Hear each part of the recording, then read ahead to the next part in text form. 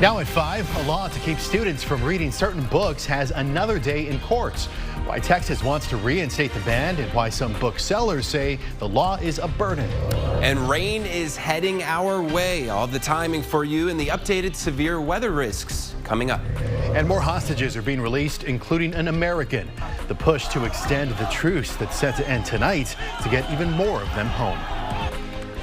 Well, a Texas law designed to keep sexually explicit books out of public school libraries is back in federal court. Thanks for joining us. I'm Daniel Marin. Britt is on assignment. The Fifth Circuit Court of Appeals in New Orleans heard arguments this morning in the state's appeal to reinstate the law, which was previously put on pause by a lower federal court. Our Monica Madden has the arguments in and outside of the courtroom. Censorship of certain books in court Wednesday. Reader is not a book ban. Texas's new law simply protects parents' rights to decide what materials their children will read. This is about a prohibition at this moment in time against selling any books to Texas schools. The state of Texas asking a federal appeals court to lift a ban on HB 900, also known as the Reader Act. We're talking about books that they know are radically explicit, that they desire to put in the hands of children.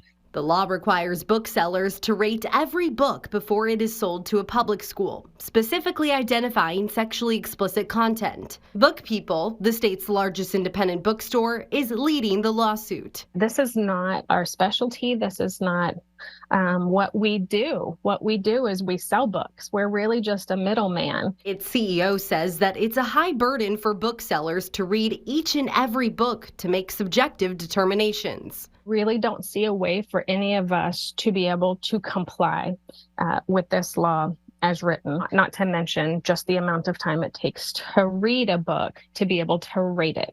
Appellate judges not signaling how they may rule in this clash over free speech. We appreciate counsel for both sides for the argument, and the case is submitted.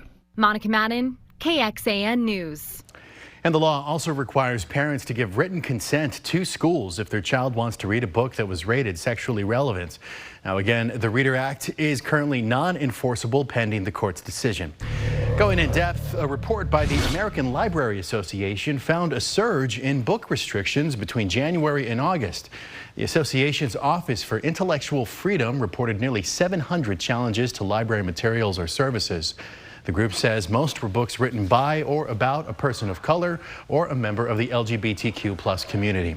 Now, this is something we looked into as part of our investigative series, Outlaw. This year, a fifth of the country's state-level bills impacting the LGBTQ+ community were filed in Texas.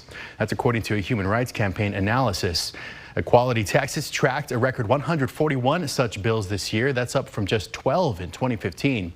You can find our in-depth, fair, rigorous, and balanced reporting taking a look at what this trend could mean for the state's future right now on KXAN.com. Franklin Barrett Seacrest, the man who pled guilty in the 2021 arson of an Austin synagogue, was sentenced by a federal judge to 10 years in prison. In October of 2021, arson investigators responded to a fire that started on the ground outside of Congregation Beth Israel in central Austin.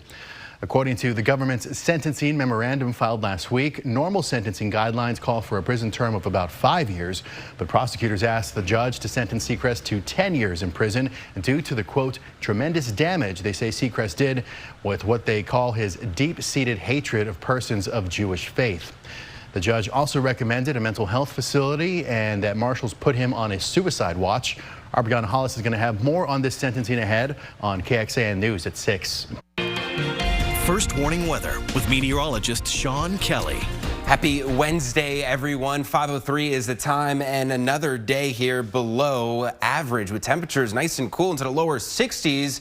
So far this month, we have been below average as a whole. The average temperature for a high, factoring the highs and the lows, 61 degrees, and we've been below it. And today, that continues that trend, 62 degrees. It's cloudy out there, and it's starting to become pretty muggy as we start to see some moisture and eventually some rain streaming in from the south. It's 59 and chilly from Llano down through Fredericksburg, especially in the metro here. We're into the 60s, 61 in Driftwood, 60 in Florence, 62 in Taylor. And then out towards the east, we're into the low and middle 60s as well. 66 in Cedar Creek, 64 in Lexington. And we're watching out for that severe storm risk. We'll go through the timeline with you and talk about the spin in the atmosphere that we could see tomorrow morning that could produce maybe 1 or 2 tornadoes. That's ahead in First Warning Weather. All right, Sean, thank you very much. Today, a last-minute push is on to extend the ceasefire between Israel and Hamas to free more hostages and get more aid into Gaza. We're learning more hostages are being released as we speak, including an American. This as the Israeli military looks into a tragic claim about the youngest hostage. NBC's Alice Barr reports. More hostages released today, shown in this Hamas video amid a flurry of diplomacy in the final day of the temporary truce between Israel and Hamas, seeking to extend the fragile agreement. Its continuation, by definition, means that more hostages would be coming home, more assistance would be getting in. Overwhelming relief for the dozens of families reunited as hostages kidnapped by Hamas are exchanged for Israeli-held Palestinian prisoners. But now, potentially devastating news. The Israeli military says it's assessing a Hamas claim that the youngest hostage, Kafir Bibas, his 4-year-old brother and their mother were all killed. Hamas blaming an Israeli airstrike without presenting evidence. The news coming just after a rally for the family in Tel Aviv where balloons as bright as the children's hair soared to the sky. Israel's prime minister renewing his vow to destroy Hamas when hostage negotiations are done. U.S. officials urging against an Israeli assault on southern Gaza without a plan to protect civilians seeking refuge there. The United States has urged Israel to take every possible measure to prevent civilian casualties. On Capitol Hill, Senate Majority Leader Chuck Schumer, the highest-ranking Jewish elected official, speaking against growing anti-Semitism and a haunting history of violence. No matter how well we're doing, it can all be taken away in an instant. That's just how it is. We only have to look back a century, a few generations, to see how this can happen. Incidents of Islamophobia are also surging. In Vermont, the FBI and ATF investigating the shooting of 3 college students of Palestinian descent as a possible hate crime. The community calling for peace. In Washington, Alice Barr, NBC News. One person is confirmed dead after a U.S. military aircraft crashed in the sea near Japan. 6 people were on board and only 1 has been recovered from the water. He wasn't breathing and was later pronounced dead at a hospital. Right now, the cause of the crash is still unknown and crews are looking for the others. An illness is spreading around China. Now, that is triggering for many reasons. What the WHO is saying about it. And some Central Texas students are at risk of being rezoned again. Why growth is to blame and what the district has to consider. There's growing concern over a mysterious respiratory outbreak in China. Doctors in hospital emergency rooms say they're seeing a lot of sick children, from toddlers to teens, mostly with respiratory infections, including pneumonia. Health officials say the surge is happening in Beijing and clusters across northern China. And as you would imagine, this is triggering some alarm bells. The World Health Organization asked Chinese authorities for answers. The WHO says China shared its data that showed no sign of a new disease so far. What's going around right now, according to Chinese health officials, is now a known mix of flu, RSV, COVID, and mycoplasma. That's walking pneumonia. Scientists say right now there is no need to panic. A San Francisco-based startup innovating a medication that may increase a dog's lifespan is one step closer to getting the drug on the market. Loyal, whose CEO and founder grew up in Austin, announced today the U.S. Food and Drug Administration found their drug has a, quote, reasonable expectation of effectiveness. That means there is strong evidence to suggest the drug could extend a dog's life, especially larger dogs. I think it's actually in some ways crucial for dogs, because when dogs get sick with age-related diseases, so think cancers, dementia, osteoarthritis, it's really difficult to do much for them, and it's very, very, very expensive. Now, the company has a couple of more steps before the drug is completely FDA approved, but the team hopes it can be available for dog owners as soon as 2026. Well, a lot goes into picking out your family Christmas tree. Just how much real trees help out the state's economy. Well, it was another cool day here in Central Texas, a high temperature of 63 degrees, but Coming up, we're talking about a warm-up that lasts each and every day all the way through next weekend. We'll talk about that. We'll time out the rain that we're expecting overnight and an update here for the severe weather risk and that tornado threat that's ahead. One Central Texas school district is making big adjustments to deal with rapid growth. They may need to redraw attendance lines, again after rezoning just 2 years ago. But some parents don't want their students to move to new schools again. KXAN's Mercedes Hernandez spoke to Leander ISD leaders about the decisions the district has to consider. Our children have been required to move schools 3 times in 4 years. Leander ISD moms McKenna Burke and Allison Baskind say they don't want their children to have to change schools again. Where they've really flourished and it's become home. Attendance zones for their neighborhood changed 2 years ago, and their children started over at North Elementary. As the district considers changing the boundaries for elementary campuses again, they say they're worried. It was hard for them to connect with new kids. It was hard for them to attach to faculty the way they had done at their previous school. Leander ISD Superintendent Bruce Gearing says the district will open a new elementary school next fall to relieve overcrowding, and that means some students will have to move. He says the district is trying to limit how often children move, but sometimes it just has to happen. So whenever you open a new campus, you of course have to put kids from other zones into that new school and create a new zone. So far, the district has put 3 draft scenarios in front of parents for feedback. Gearing says that's because what happens next will impact the next decade. We like to always try to say, here's the zoning that's going to happen for this elementary school opening, but here's what can potentially happen over the next 10-year period as well. Gearing says the rezoning deadline will move into January to get more parent feedback. Burke and Baskind say they hope plans for their kids will change over the next few weeks. We're going to continue to advocate for our children. In Leander, Mercedes Hernandez, KXAN News. And Gearing says this rezoning will mostly affect campuses in the northern part of the school district. They'll have 2 public meetings to discuss this. One is tonight at 6 o'clock at North Elementary, and the other is going to be on December 5th. Now, yesterday, we told you Georgetown ISD is considering changing the boundaries of 7 of its schools to accommodate a booming student population. Next year, the district will add an elementary and middle school campus to relieve overcrowding at 4 of its elementary schools and 3 of its middle schools. The superintendent told us many of these schools are or at near capacity, and with more growth projected over the next 10 years, this is one of the only options the district has in order to keep up. Well, when it's time to get a Christmas tree, you have to decide if you want a real one or a fake one. And while they're all pretty, the real ones are the ones that make money. Texas's Christmas tree industry contributed more than $700 million to the state's economy last year and helped over 6,000 people get jobs. That's according to the Texas A&M Forest Service. The service found more than 4 million real Christmas trees are sold each year statewide. And speaking of fresh trees, quite a large one is being lit in New York City tonight. Here's a preview. There it is, this year's Rockefeller Center Christmas tree, which is going to be illuminated tonight. It is covered in 50,000 LED lights, stands 80 feet tall, topped with that Swarovski star. This year's tree comes from 3 hours away in upstate New York. For the family donating it, it has a lot of meaning. We're going to bring you their story coming up tonight on NBC Nightly News. Nice. Sean, you were just saying that imagine if one light bulb goes out and it all goes out. It used to happen to me all the time putting up the lights. I'm sure it's a little bit more high-tech now. A little more sophisticated over there, yeah. I think so. But hey, it's a season. The holidays are upon us. We've got the cooler weather to kind of put you in the spirit of the season. But that's actually going to change. We're looking at warming temperatures as we head towards the weekend. And basically all of next week looking pretty warm, but it's cloudy, it's gray. Happy Wednesday. We're right in the middle of the week here, and it's been frigid for the most part, unseasonably cool.